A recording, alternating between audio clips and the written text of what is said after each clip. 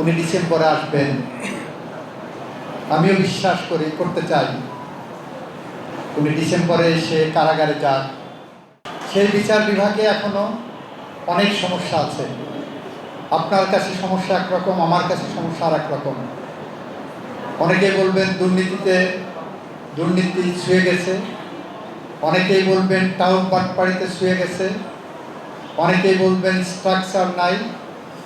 আর আমার কাছে বিচার বিভাগের সবচেয়ে বড় সংকট হলো মানবিক মূল্যবোধ সম্পন্ন বিচারকের। আমি যদি বিচারের পেশা বেছে নেই, তাহলে আমাকে ধরে নিতে হবে আমি সমাজের আর 10টা চাকরির মধ্যে চাকরি করতে আসিনি।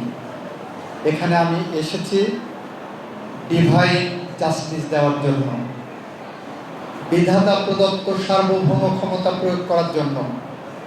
সেই ধারণা নিয়ে যদি যেদিন বিচারকরা ওই চেয়ারে বসবেন, সেই দিন একটি স্বচ্ছ, স্বাধীন, নিরপেক্ষ এবং ন্যায় বিচারপূর্ণ বিচার ব্যবস্থা বাংলাদেশে প্রতিষ্ঠিত হবে বলে আমি বিশ্বাস করি। উনি বলছেন উনি ডিসেম্বরে আসবেন।